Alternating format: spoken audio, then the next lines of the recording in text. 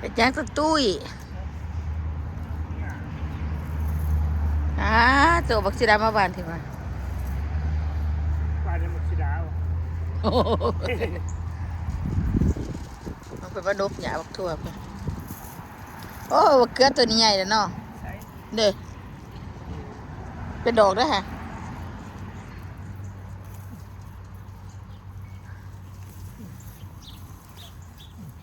บักทั่วตัวนี้ได้เฉลี่ยกินหลายแต่มันจะได้กินหลายที่กันเว่าเพราะว่าเขาปลูกห่างเด้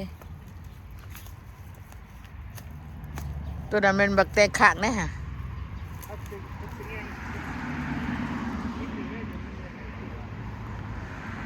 ยามันดามันเจ้าแดดมือเจ้าบ่ดีเป็นไร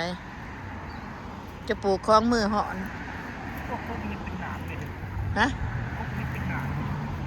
ใส่ลูก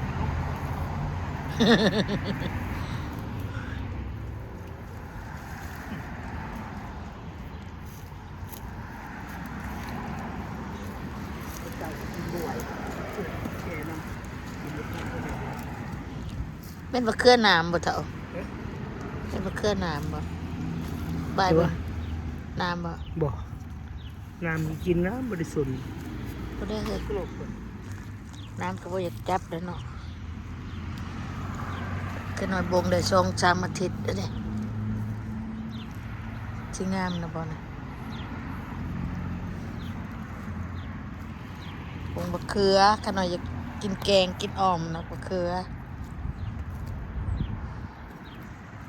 พักกันหน้าบ่ได้ฮดมันนี่ก็สิบ่ป่งแล้วเนาะเฮ้ยเขาเห็นแล้วเด้กระเทียมโอ้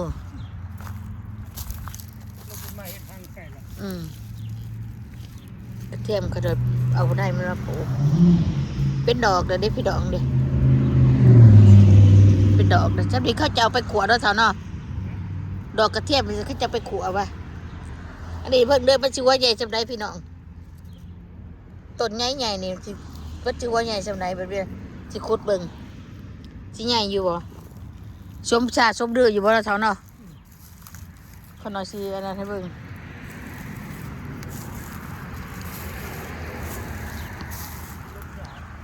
ประตูเหยียบแล้วตีกระเทียมนี่เลยจะนอนสิบอนนั่นได้เด้กระเทียมมันดอกแล้วพี่น้องนี่ดิมันเป็นดอกเลยดอกมันยังอ่อนอยู่ตื่นในตู้เนื้อเห็ดวันหัดก่อน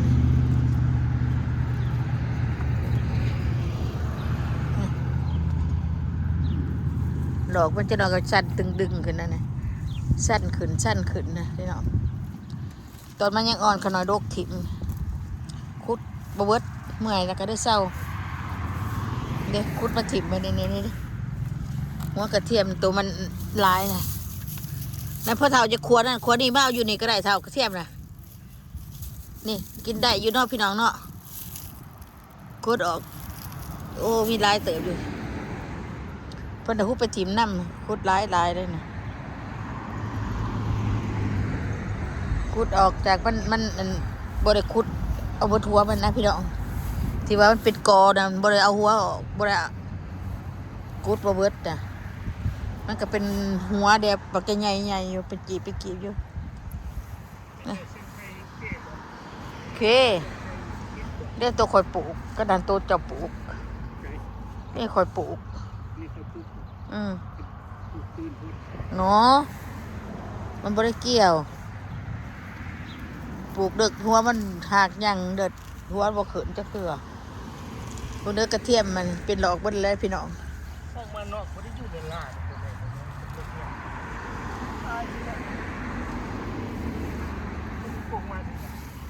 โอ้ยมันกระโปรงมาแล้วเนาะว่ามันเกิดหญ้ามันดะลกกระเทียมเดี๋ยวผมจะตัดมาจะหน่อยจะได้กินมันแค่โปรดพี่น้องหลายๆนะไอ้โปกขนาดกันร้ายเยอะ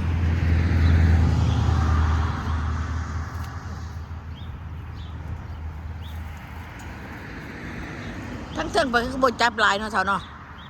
แอปเปิลนี่นะมาจับแต่วันนี้แอปเปิลแดงเลยพี่น้องจับแต่วันนี้จับได้ดูมันถึงดอกหลายๆไปบ่จับแล้วเถอะเนาะนี่มีอยู่ฮักบ่หลายชมดอกมันเราจะไปงาสิฮักพุ่นล่ะ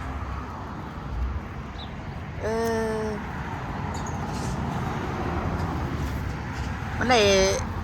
จักปีเลยเฮ้ยของเรานี่ โอ้ยหลายปีแล้ว เนาะ บ่จื้อแล้วเฮ้ย จื้อบ่เฮ้ย บ่ ตัวได้ออกมาใส่ดูผสมมือดีๆนะดกหยาก็ดีกระเทียมขนาดงามปีนี้รู้สึกว่างามกว่าหมูเนาะหัวนี่มันเท่ากับปัดนี่บ่เฮ้ยเด้อนี่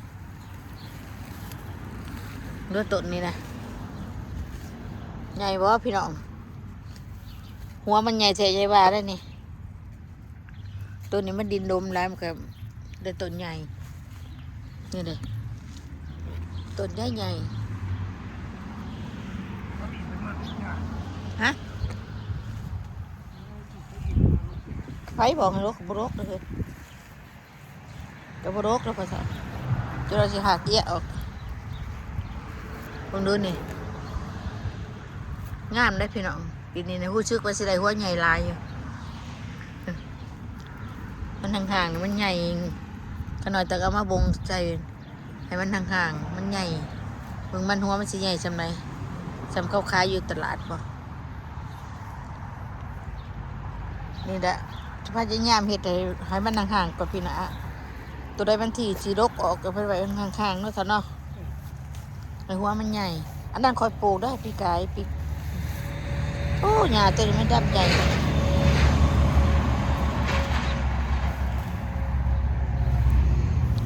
โอ้บักข่อยเฒ่ามันจะคอยเลือกเบิ่งเขาเสียดายมันแยกออกเฒ่าอันนี้แนวหนึ่งนะเฒ่าคนละแนวได้นี่พ่อเฒ่านี่เป็นแนวมาตะล่าวเนี่ยไล่ซอกซ้ำเบียสิเอาไปพี่ทางนี้นะตัวนี้จะเอาไปทางนี้ตัวนี้จะเอาไปทางนี้ตัวนี้จะเอาไปทางนี้3 คุมทางนี้ตัวนี้มันคือบ่ออกว่ะกำลังแตกว่ะเด็กกำลังแตกอันนี้เนี่ยมันแนวหนึ่งอีกอันนี้แนวหนึ่งว่าก็ได้แนวพันไหนมันสิแสบเลือกเบิ่งเนาะเถาเนาะ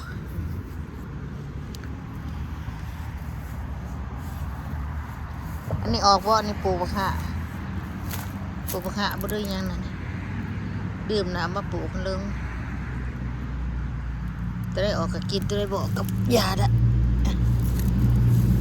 มากันไล่ตื่นแล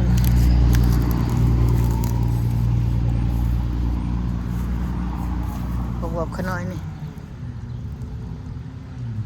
เกิดบ่เอามาปลูกเกิดสิถาเอาได้มันดนบ่เห็นเลยอันนี้บักผักออกมา2 ในเครือเดียวก็กินบ่เบิดดอกผักนี่แหละละลายอยู่นี่นะมันทีขึ้นนี่นะขน้อยบ่ได้ขุดออกฮะพันธุ์ของลาวตัวนี้ นี่วะ ตัวดี นี่นะ เอามาแต่ลาวตัวนั้นพันธุ์นั้นบักเทโตอันอีใบในไปแปรนี่แต่ว่ามันข่อยก็เอามาปลูกไว้เบิ่งนี่ก็แม่น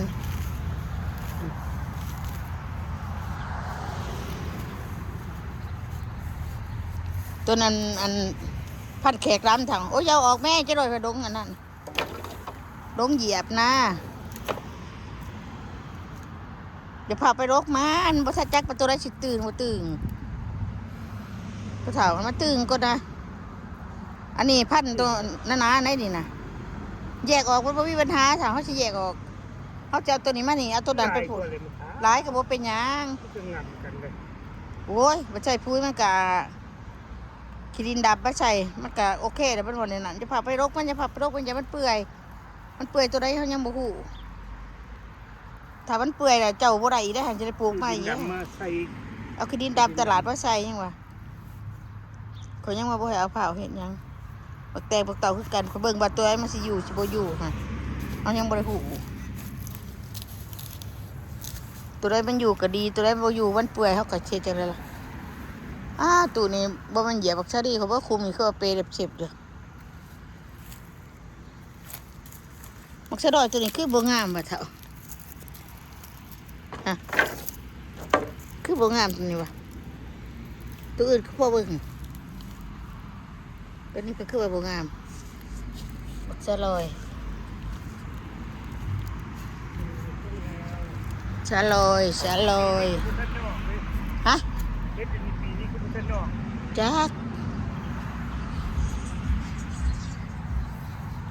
ักแล้ว เฮ็ดจนมันคือเฮ็ดพวกมันออกมานี้นะแถวนี้ได้เนาะ เธอหนอกตีนเจ้านี่นะ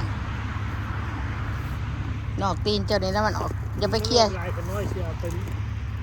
แกงใส่ดุอันนั้นดุ อ๋อ ใส่กระเบือนะเดี๋ยวมีปึ่งนะมีแมงไม้กินได้เห็นบ่มีแมงไม้กินจะไปเฮ็ดแต่ตัว อันนี้ข่อยปลูกผักบัวได้ค่ะข่อยบ้านอยู่ผักบัวได้ผักบัวดอกเอาดอกมันมาหวาน ตายได้พวกนี้พี่น้องคนเดียวนี่ ผักบัวนี่ข่อยได้ปลูกไปจากอันนั้นนะพี่น้องใช้ละเบิ่งใช้เบิ่งเอาไหนมาว่าเอาดอกมันมาหวานอะไรเป็นคือกระเทียมนี่ล่ะนี่ผักบัวได้นี่คือเอาไหนมันมาหวาน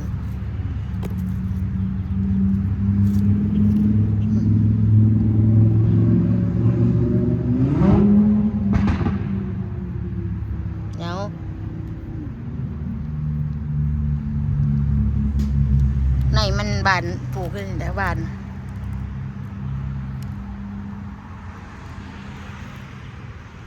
ในผักบัวโอ้ในปลาในจังสีออกนะผักนั่นด้วยผักกาดหน้า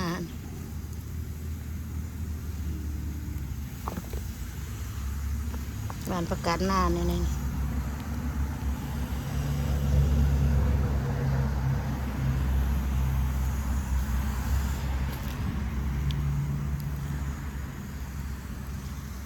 แต่วันประกาศหน้าใส่ได้นี่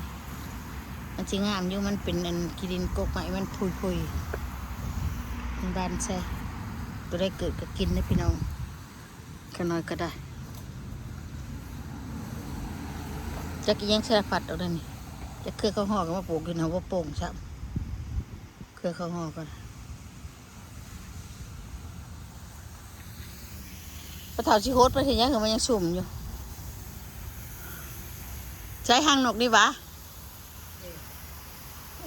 หางนกกระจาบ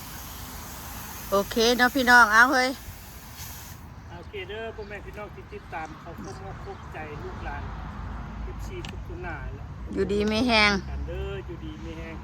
อยู่นำลูกนำหลานไปนานๆโอเคบ๊ายบาย บายพี่น้อง บ